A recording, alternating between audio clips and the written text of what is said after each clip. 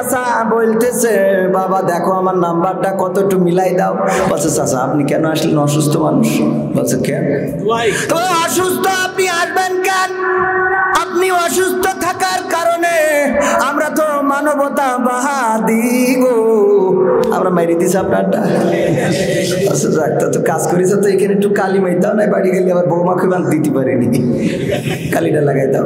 লাগাইতে গেছে, যাচ্ছে বলছে শোনেন চাষিরটা, চাষি দিয়ে গেছে, ওই চাষিরটাও দেওয়া হয়ে গেছে, আপনি টেনশন করেন না, চাষির আবার জন্য পাঠাইয়েন না। বলছে তোমার চাষিও দিয়েছে?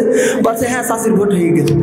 ও চাষা বুঝেছে অন্যরকম। চাষা বলছে আল্লাহ কত বড় নেমো খারাপ, এই মহিলার সাথে সংসার করেছি আমি, কি বড় নেমো খারাপ গো। তা বলছে কেন চাষা? বলছে ও 12 বছর পরে এসে ভোটটা দিয়ে গেছে, কবরের তো এসে তো আমার সাথে দেখা করে যাবে না, ও দিয়ে গেল তা দেখা করে গেল না কেউ, এত বড় নেমো খারাপ, ওর সাথে আমি জান্নাতেও যাবো না। চাষা তো বোঝে না, ও নিয়ে আমরা কথা বলার কোনো দরকার আছে নাকি? না বলবো না, বলবো ও না না রে, যা করার করেছে ও নিয়ে আমাদের কোনো আপত্তি নেই। কারণ আগে আমরা জামাত, বিএনপি, আওয়ামী লীগ এই নিয়ে লড়াই চলতো, আর এখন নামি দামি আর দামি নিয়ে লড়াই চলে। কথা কয় না, এই লড়াই আমরা দেখতে চাই না। চাই দেশে শান্তি থাকুক, ক্ষমতায় যে থাকুক, আমাদের কোনো আপত্তি নেই। প্রধানমন্ত্রী দেশ শাসন করছে, দেশের উন্নয়ন করছে, এটার আমরাও অংশীদার। কারণ এই দেশের নাগরিক, আমার ট্যাক্স ভ্যাটের টাকা আছে না নাই? পদ্মা সেতুতে আমার টাকা আছে না নাই? রাস্তার উন্নয়ন হইলে সেখানে আমার টাকা আছে না নাই? পাকা রাস্তায় যদি সলিম হয় আমার টাকা আছে না নাই? পাকা রাস্তায় সলিম হইলে আমার টাকা নেই, ওদের টাকা আমি খেয়ে তুইছি। কারণ 500 টাকা 1000 টাকা পেয়ে তেষ্টা মারি ঠেলেন, মনে নেই? তো সলিম হবে না তো অন্য কিছু হবে। পাকা ও আমার ভাইয়েরা, এইটা নিয়ে আমাদের কোনো বক্তব্য নেই। আমাদের বক্তব্য হলো রাষ্ট্র ক্ষমতায় যারা গো, ওরা যদি কোরআন কায়েম করে দেয় আমাদের আর কোনো দাবি দাবা নাই। আছে কোরআন কায়েম করলে আমরা তো কোনো নেতার অনুসরণ করিনি। যৌমুক নেতার, আমাদের নেতা একজন, তিনি হলেন আখেরি জামানার পয়গম্বর হযরত মুহাম্মদ সাল্লাল্লাহু। এর বাইরে আমাদের কোনো নেতা আছে? আমাদের জীবন আদর্শ এর বাইরে আর কেউ? আমরা দাড়ি রাখি কে জন্য? সাইদ দাড়ি রাখিস তাই? আমরা দাড়ি রাখি আমাদের নিজামের মুখে দাড়ি তাই? আমরা দাড়ি রাখি ফয়জুল করিম সাহেবের মুখে দাড়ি তাই? আমরা দাড়ি রাখি বিয়ের সময় কান্দে কান্দে গো, কেন কান্দে? আমার আব্বা বলতো ওই যে যখন বলে জগৎ মেম্বারের ছেলের সাথে মকসেদ মিয়ার মেয়ে, বড় মেয়ের বিয়ে হচ্ছে, এত টাকা দেন মহরে, ও গো সকিনা তুমি কি রাজি আছো? হঠাৎ মনে পড়ে যাই, আরে আমি একটু বড় হওয়ার পরে আমাদের গ্রামে রাবুল্লাহ আমারে গদখালি নিয়ে যেয়ে ফুল কিনা দিছিল, ওরে আমি তো ওর মন রাখতে পারলাম না কবুল। হ্যাঁ, এবার যখন বলে দ্বিতীয়বার আবার জগৎ মেম্বারের ছেলের সাথে তোমার ছেলের মেয়ের এত টাকা দেন মহরে বিয়ে, ও গো সখিনা তুমি কি রাজি আছো? বলে আমি যখন হাই স্কুলে পড়তাম গো রে, আমার ফেল করা মেম্বারের ছেলে কত নিয়ে গেছে ওই যে সিনাকছে, আর ওখানে অর্ডার দিয়ে দরজা পর্দা টেনে দিয়ে কত আরে মন রাখতে পারলাম না কবু। ঠিক না বেঠিক? কষ্ট হচ্ছে আপনাদের? কয়েকজন একটু কষ্ট হইতেই পারে। আমি তো এই জন্যই তো বললাম যে আমি দু একজনের একটু মনে হয় শীত লেগে যাচ্ছে। আচ্ছা চলে যাবেন কিরা 12টার আগে শেষ ওঠেন দিন, ওই দু একজন চোখের সামনে উঠলে আমার ওইগুলো শয়তান মনে হয়। কারণ কি জানেন, আল্লাহ বলেছে ইয়া আইয়ুহাল্লাযীনা আমানু দুখুলু ফিস সিলমি কাফা ওয়ালা তাত্তাবিউ খুতুওয়াতিশ শাইতান ইন্নাহু লাকুম আদুউম মুবিন। আল্লাহ বলছে গো ঈমানদারেরা তোমরা পরিপূর্ণভাবে ইসলামে দাখিল হয়ে যাও, শয়তানের পদাঙ্ক অনুসরণ করো না, কারণ সে তোমাদের প্রকাশ্য দুশমন। তো এখানে একটা ইসলামের মাজমা, জান্নাতের বাগান, রিয়াজুল জান্নাত, এখানে যার বসতে ভাল লাগে না চলে যায়, সে নিশ্চিত শয়তানের সাথে চলে যায়। সুতরাং যে যায় সে ডাইরেক্ট শয়তান। কেন? আরো একটা উদাহরণ আপনাদের দিয়ে বুঝাই দেবো। একবার একজন মানত করেছে আমার যদি একটা নাতি ছেলে হয় তাহলে আমি মাদ্রাসার এক গ্রুপ দাওয়াত করে খাওয়াবো, মাদ্রাসার ছাত্র দাওয়াত করে খাওয়াবো। ওই সময় ওর নাতি ছেলে না হয়ে নাতিন হয়েছে। পরের বার মানত করেছে, আল্লাহ আমার যদি এইবার একটা নাতি ছেলে তুমি দাও তাইলে আমি মাদ্রাসার ছেলে মিলে খাওয়াতে চাইলাম, আল্লাহ তুমি দাওনি, এক মসজিদ লোক দাওয়াত করে খাওয়াবো। ওইবারও হয়েছে নাতিন, মানে মেয়ে কন্যা। তখন বলছে আল্লাহ তাও দিলে না। পরের বার যখন পুত্রবধূ গর্ভবতী তখন বলছে আল্লাহ তুমি যদি এইবার নাতি ছেলেটা দাও তাইলে আমি শয়তান দাওয়াত করে খাওয়াবো। ওইবারই ওর একটা নাতি ছেলে। এখন চলে গেছে মেম্বারের কাছে। মেম্বার বলতেছে, মেম্বারে যেই বলছিস মেম্বার তেস মারা তো শেষ। কি তা আমি মানত করেছিলাম যে শয়তানের দাওয়াত করে খাওয়াবো আমার নাতি ছেলে হইলে। আগে মসজিদ মাদ্রাসা মানত করেছি, হয় নাই। তো এখন শয়তানের তো খুঁজে পাই না। আপনার সাথে কি পরিচয় আছে, দেখা সাক্ষাৎ আছে?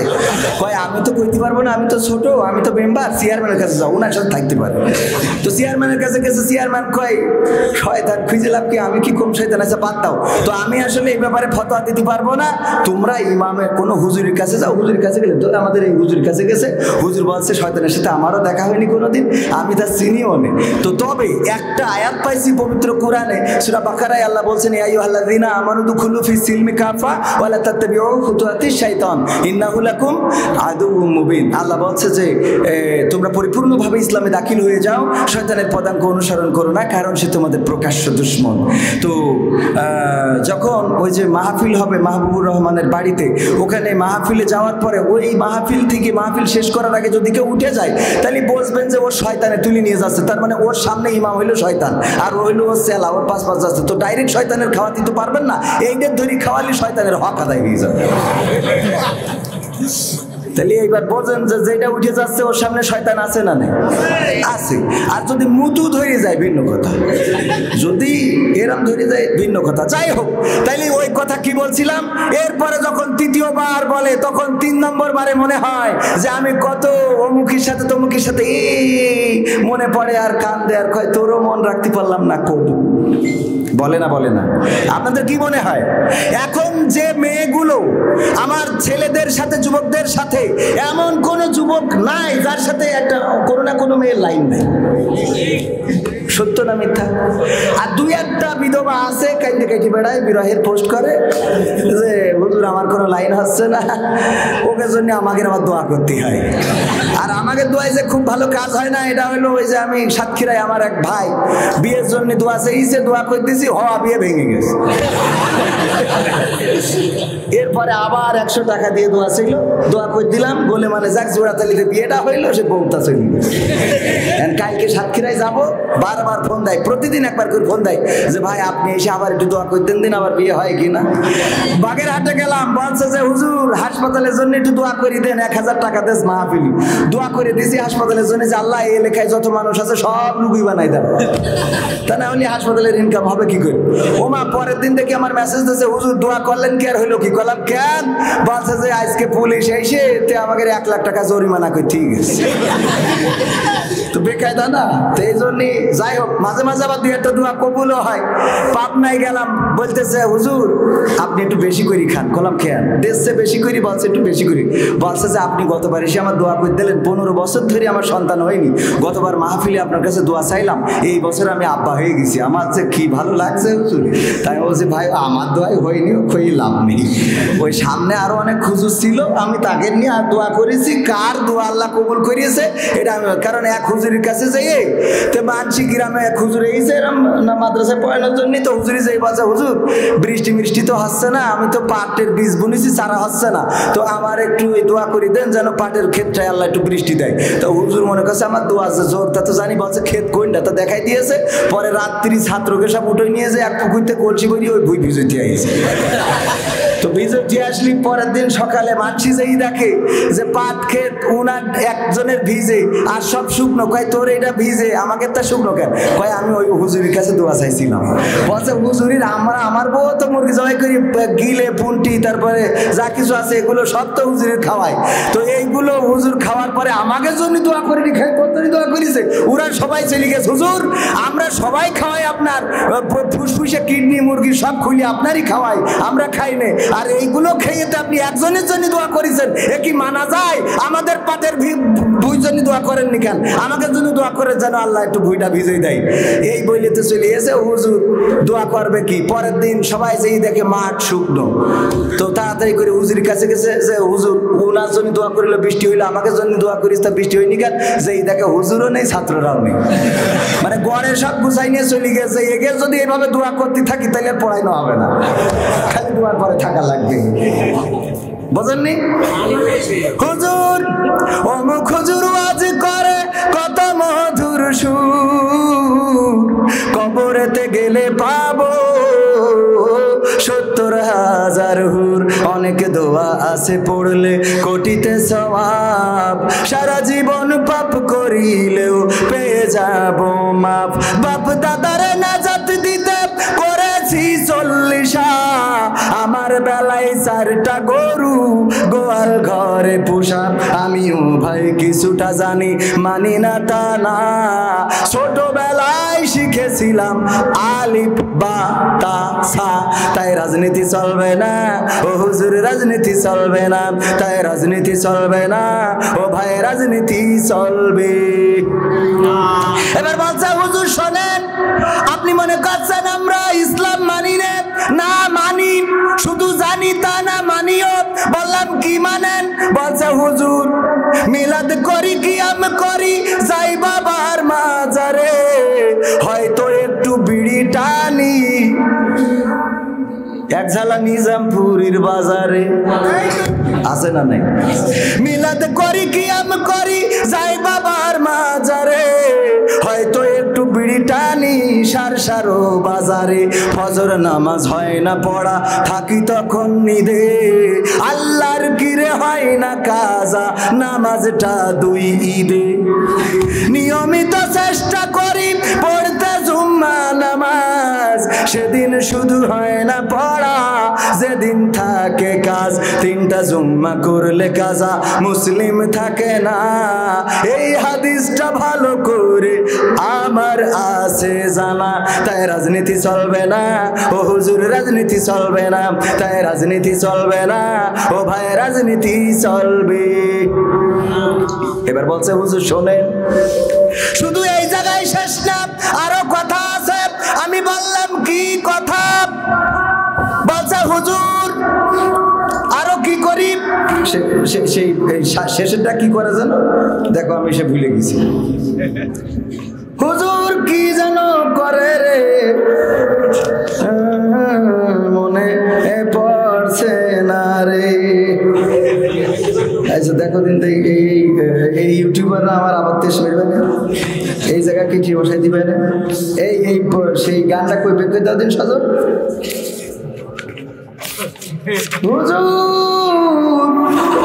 কত কথা বললাম আর এখন ভুলে গেলাম, কেমন লাগে মনে হয় এখন এই মেমোরিতে আসবে না। সজল খুঁজে পাই যাও? আচ্ছা খুঁজে দাও, তারপরে শেষ কলিটা পরে শোনাবানে, ঠিক আছে না? শুনতে রাজি আছেন কিনা? হ্যাঁ সজল নেই, ও তাহলে ও এখন খুঁজে দিতে পারবে না, আমরা পরে খুঁজে যখন মনে পড়ে তখন এটা বলবানি। কেমন লাগে মেমোরিতে না থাকলে, সব দিন গাই অথচ আজকে মেমোরিতে নেই। এটা না বললে তো আপনাদেরও ভালো লাগবে না।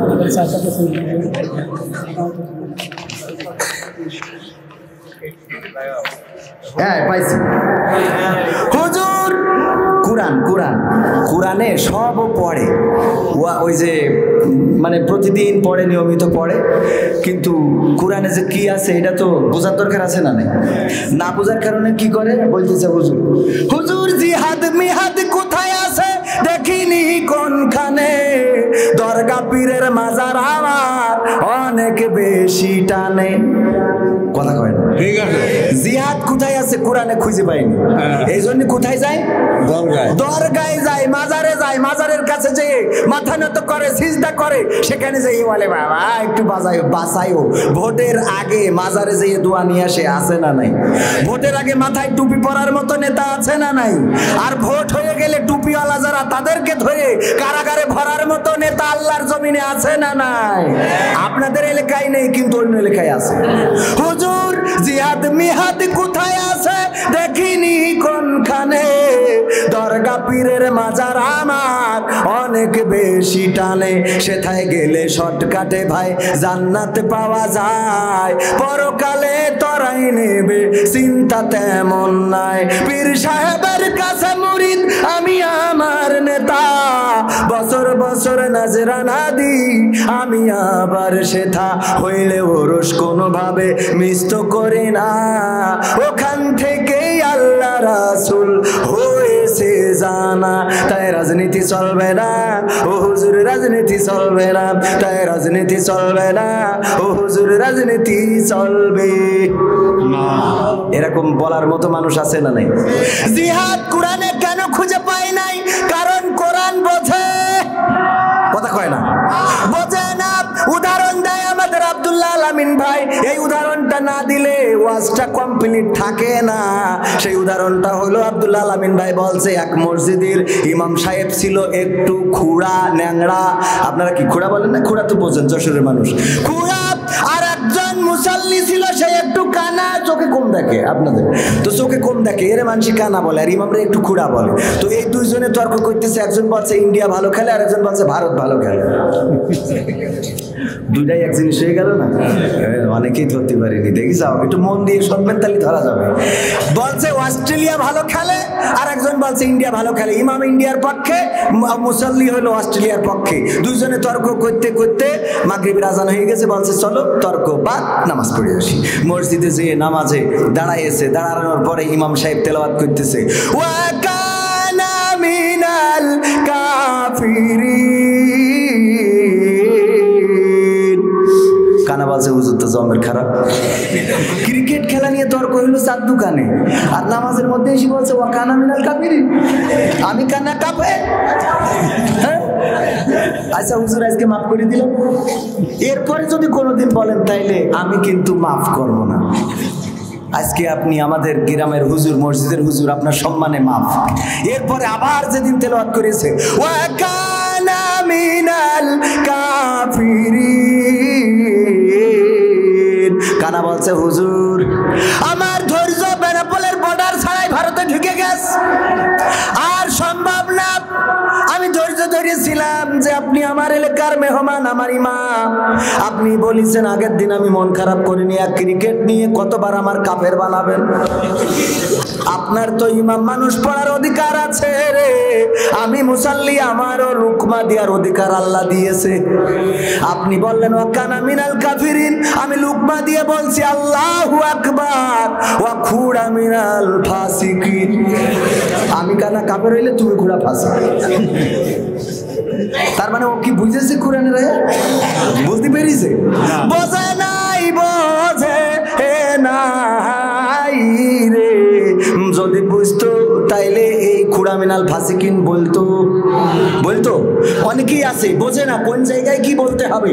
গতকালকে আমি আলোচনায় বলেছিলাম, গতকাল দেখলাম একজন মেয়র সে কম্বল বিতরণের সময় হার্ট স্ট্রোক করে অথবা ব্রেন স্ট্রোক করে মারা গিয়েছে। কম্বল বিতরণ করছিল, মেম্বারটা হলো সরকারি দলের।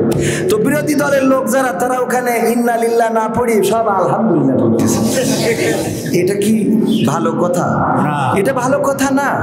একজন মানুষ মারা গেলে আপনি আলহামদুলিল্লাহ পড়ার কোনো অধিকার আপনাকে দেওয়া হয় না। আব্দুল্লাহ বিন উবাই আল্লাহ রাসূলকে এতটাই কষ্ট দিয়েছেন, আব্দুল্লাহ বিন উবাইয়ের কারণে বদরের যুদ্ধ হইল, উহুদের যুদ্ধ হইল। কারণ কাফেরদের সাথে, মক্কার সাথে যোগাযোগ রাখতো, আর বলতো আসো আমরা এখানে গ্যাটিস দিয়ার লোক আছি, আর ওখান থেকে আসতো, যুদ্ধ করতো। রাসূলের মসজিদে যখন নামাজে দাঁড়াইতো, দাঁড়ায় বলতো ও গো মুসলমানেরা, তোমরা মুহাম্মাদের কথা মেনে চলবা, এর মতো ভালো মানুষ পাওয়া যায় না, অনেক বড় আল্লাহওয়ালা মানুষ আল্লাহ তার পাঠাইছে, মানবা।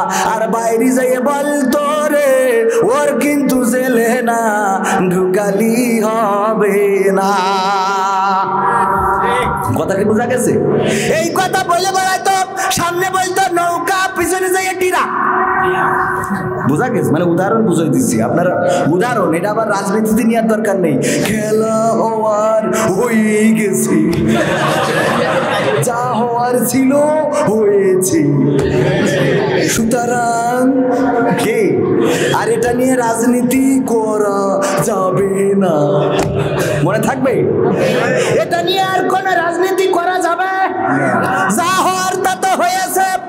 এক চাচা গেছে, যাওয়ার পরে চাচা বলতেছে, বাবা দেখো আমার নাম্বারটা কত, একটু মিলাই দাও। বলছে চাচা আপনি কেন আসলেন? অসুস্থ মানুষ। বলছে কেন? তো অসুস্থ আপনি আসবেন কেন?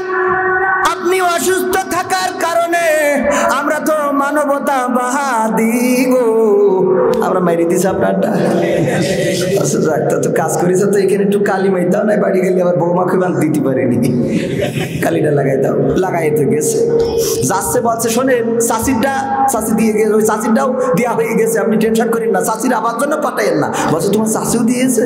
বলছে হ্যাঁ চাষির ভোট হয়ে গেছে। ও চাষা বুঝেছে অন্যরকম। চাষা বলছে আল্লাহ কত বড় নেমো খারাপ, এই মহিলার সাথে সংসার করেছি আমি, কি বড় নেমো খারাপ গো। তা বলছে কেন চাষা? বলছে ও 12 বছর পরে এসে ভোটটা দিয়ে গেছে, কবরের তো এসে তো আমার সাথে দেখা করে যাবে না, ও দিয়ে গেল তা দেখা করে গেল না কেউ, এত বড় নেমো খারাপ, ওর সাথে আমি জান্নাতেও যাবো না। চাষা তো বোঝে না, ও নিয়ে আমরা কথা বলার কোনো দরকার আছে নাকি? না বলবো না, বলবো ও না না রে, যা করার করেছে ও নিয়ে আমাদের কোনো আপত্তি নেই। কারণ আগে আমরা জামাত, বিএনপি, আওয়ামী লীগ এই নিয়ে লড়াই চলতো, আর এখন নামি দামি আর দামি নিয়ে লড়াই চলে। কথা কয় না, এই লড়াই আমরা দেখতে চাই না। চাই দেশে শান্তি থাকুক, ক্ষমতায় যে থাকুক, আমাদের কোনো আপত্তি নেই। প্রধানমন্ত্রী দেশ শাসন করছে, দেশের উন্নয়ন করছে, এটার আমরাও অংশীদার। কারণ এই দেশের নাগরিক, আমার ট্যাক্স ভ্যাটের টাকা আছে না নাই? পদ্মা সেতুতে আমার টাকা আছে না নাই? রাস্তার উন্নয়ন হইলে সেখানে আমার টাকা আছে না নাই? পাকা রাস্তায় যদি সলিম হয় আমার টাকা আছে না নাই? পাকা রাস্তায় সলিম হইলে আমার টাকা নেই, ওগের টাকা আমি খেয়ে তুইছি। কারণ 500 টাকা 1000 টাকা পেয়ে তেষ্টা মারি ঠেলেন, মনে নেই তো সলিম হবে না তো অন্য কিছু হবে। পাকা ও আমার ভাইয়েরা, এইটা নিয়ে আমাদের কোনো বক্তব্য নেই। আমাদের বক্তব্য হলো রাষ্ট্র ক্ষমতায় যারা গো, ওরা যদি কোরআন কায়েম করে দেয় আমাদের আর কোনো দাবি দাবা নাই। আছে কোরআন কায়েম করলে আমরা তো কোনো নেতার অনুসরণ করিনি। যে অমুক নেতার, আমাদের নেতা একজন, তিনি হলেন আখেরি জামানার পয়গম্বর হযরত মুহাম্মদ সাল্লাল্লাহু। এর বাইরে আমাদের কোনো নেতা আছে? আমাদের জীবন আদর্শ এর বাইরে আর কেউ? আমরা দাড়ি রাখি কে জন্য? সাইদ দাড়ি রাখিস তাই? আমরা দাড়ি রাখি আমাদের নিজামের মুখে দাড়ি তাই? আমরা দাড়ি রাখি ফয়জুল করিম সাহেবের মুখে দাড়ি তাই? আমরা দাড়ি রাখি হাফিজুর রহমান সিদ্দিকী কুয়াকাটা হুজুরের মুখে দাড়ি তাই? না, আমরা দাড়ি রাখি আমার রাসূল দাড়ি রেখেছেন তাই, ঠিক না? আমরা পাঞ্জাবি পরি কারণ আমাদের কুয়াকাটা হুজুর পাঞ্জাবি পরে তাই? না, আমরা পাঞ্জাবি পরি, আমার রাসূলের পোশাক ছিল এটা, এই জন্য আমরা পাঞ্জাবি পরি। সম্মানিত ভাইরা, টুপি সবকিছু আমি খুব শর্টকাটে বলছি তো, সব মিলায়ে এই জন্য আমাদের কোন নেতার পরিবর্তন আমরা চাই না, সরকারের পরিবর্তনও চাই না, ভোটের পরিবর্তনও চাই না। আমরা সেই নেতা চাই যেই নেতা সংসদে দাঁড়িয়ে বলবে এই রাষ্ট্র আল্লাহর জমিনে আল্লাহর বিধান ছাড়া মানব রচিত কোনো মতবাদ দিয়ে বাংলাদেশ চলবে না। বাংলাদেশ যদি চলতে হয় আল্লাহর কোরআনের আইন দিয়ে চলতে হবে। বলেন ঠিক কিনা? এই কথা যেই নেতা বলবে সেই নেতার পক্ষে আমরা আসি না নাই? কিন্তু যেই নেতা বলবে রাষ্ট্র ধর্ম ইসলাম সংসদে রাখবো না, সেই নেতারও আমরা সংসদে থাকতে দেব না। ঠিক না বেঠে? আমার সরকারও থাকতে দেয় নাই। ওদিক মাহিয়া মাহি দেশ মারা খাইস, এদিক আবার টাকলা মোরাদ দেশ মারা খাইস। ঠিক না বেঠি? যে কটা বিতর্কিত সে কটা সব উইকেট পড়ে গেছে। পড়ে গেল না? সরকার বোঝে কাকে দিয়ে খেলা হবে, বোঝে না? বোঝে না। এই জন্যে মমতা জাপাও কাইনতেছে, কাইন্দে লাভ নাই, ফাইটটা যায় করি বেড়াইলে, তাই এটা তো হতেই হবে। ঠিক না বে? ঠিক। কাইন্দে কোনো লাভ আছে না? লাভ নাই। যেই কথা বলছিলাম, এই যে কথা বলতে গেলাম, এক কথা বলতে গেলে 5টা কথা চলে আসে। কোন মানুষ মারা গেলে আলহামদুলিল্লাহ পড়বেন না, কারণ আল্লাহর নবীকে নবীকে সবচেয়ে বেশি কষ্ট দিয়েছে আব্দুল্লাহ বিন উবাই। যখন মদিনাতে ছিলেন সেই আব্দুল্লাহ বিন উবাই যখন মারা গেলেন, তার ছেলে ছিল আবার ইমানদার আল্লাহ রাসূলের একনিষ্ঠ সাহাবী। ছেলে এসে বললেন, হুজুর আপনি আমার বাবার জন্যে, আমার বাবার দাফন কাফনের জন্য আপনার গায়ের একটা পাঞ্জাবি আমাকে গিফট করবেন। আল্লাহ রাসূল বললেন, দিন, নিয়ে যাব। বললেন শুধু তাই না, আমার বাবা জানাজাটাও আপনি পড়াবেন। রাসূল বলে নাই যে তোমার বাবা তো টিরাক করে বেড়াইছে, হ্যাঁ আমার যে নূহ নবীর কিস্তি এটা বাদ দিয়ে তুই টিরাকে চললো, এটা কি মানা যায়? এটা বলেছে না, বলে নাই।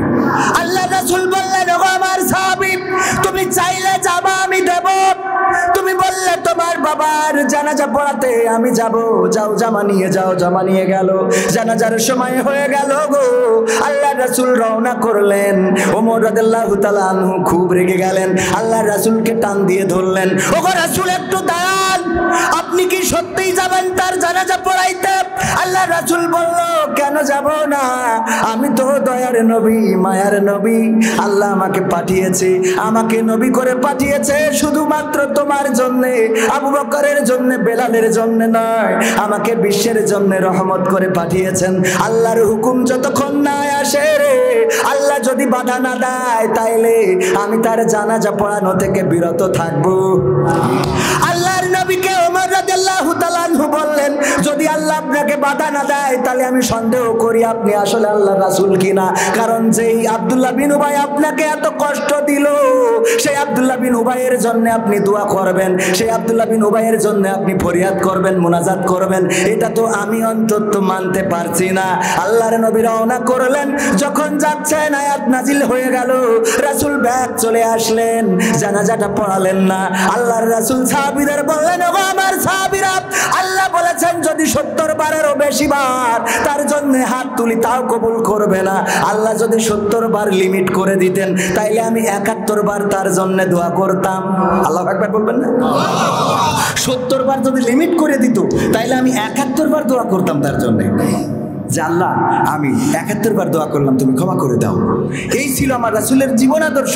আর আমরা আমাদের মতের বাইরে গেলেই মারা গিয়েছে আলহামদুলিল্লাহ, অমুক মারা গেছে আলহামদুলিল্লাহ। আবার কাল দেখলাম একজন স্ট্যাটাস লিখেছে ওই মেয়রের ওখানে, আমার কাছে স্ক্রিনশট করা আছে, মেয়রের ওখানে লিখেছে, ইন্না মুজিবিল্লাহি ওয়া হাসিনিল্লাহি কাদের আজিউন।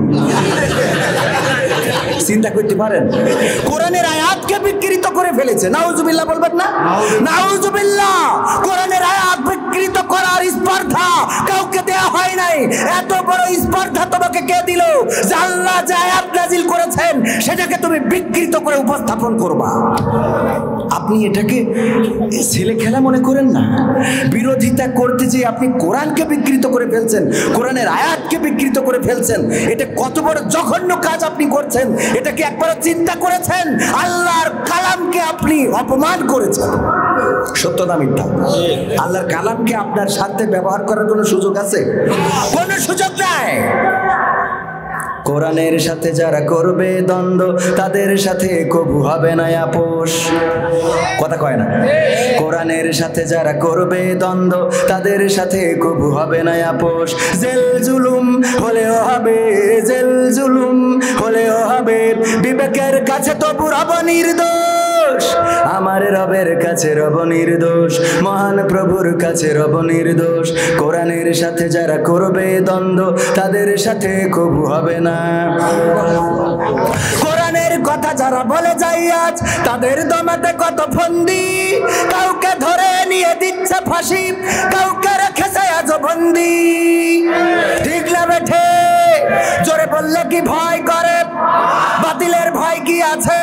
মুসলমান আল্লাহ ছাড়া কোন মানুষকে ভয় পাওয়া তার জন্য হারাম। কারণ জীবনের মালিক কে? মরণের মালিক কে? হায়াতের মালিক কে? মৌতের মালিক কে? রিজিকের মালিক কে? আমার সমস্ত বরকত আমার সংকুচিত করে দেওয়া সব কিছু আল্লাহর হাতে। আল্লাহ যাকে চান তাকে অঢেল পরিমাণ দান করেন, আর যাকে চান তাকে সংকুচিত করে দেন, তাকে অভাবের দ্বার গোড়ায় পৌঁছে দেন। যাকে তা চান তাকে দুনিয়া দান করেন, আবার যাকে চান তাকে আখিরাত দান করেন। ওগো আমার ভাইরা, সুতরাং আল্লাহ ছাড়া কোনো বাতিলকে মুসলমান হিসাবে ভয় করা যাবে? মুসলমান হইলে আওয়াজ উচ্চকিত করবেন। আর যদি মনে করেন না আপনার মধ্যে নেফাকি আছে, মুনাফিকি আছে, তাহলে কোনো আপত্তি নাই, কারণ আপনি এখানেও ঠিক বলবেন আস্তে করে, আবার ওখানেও যেয়ে বলবেন কি আছে না নাই, ওখানেও যেয়ে বলবে ঠিক আছে, বলছে যে ঠিক আছে। কোরআনের কথা যারা বলে যায় আজ, তাদের দমাতে কত ফন্দি, কাউকে ধরে নিয়ে দিচ্ছে ফাঁসি, কাউকে রেখেছে আজ বন্দি।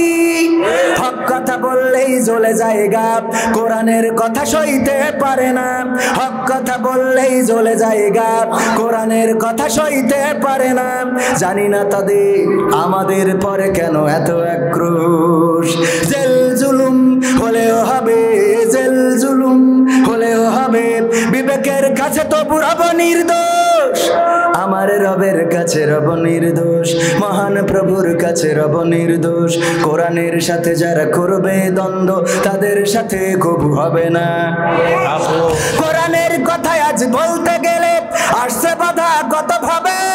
কোরআন প্রেমিকেরা হাতে রেখে হাত সামনে এগিয়ে যাবে। সেই মুসলমান কি আছে নাকি যখনই কোনো আওয়াজ হবে সেই দৌড়? এমন দৌড়, বাড়ি যাওয়ার পরে স্ত্রী বলবে লুঙ্গি কই, কবে রাস্তায় খুলি বইরিস মনে হয়। এরম দৌড় দিয়া কি যাবে নাকি? না, যাবে না। মুসলমান হিসাবে কোনো বাতিলকে ভয় করা যাবে না, কারণ আল্লাহ চাইলে মৃত্যু দিবেন, আল্লাহ চাইলে জীবন দিবেন।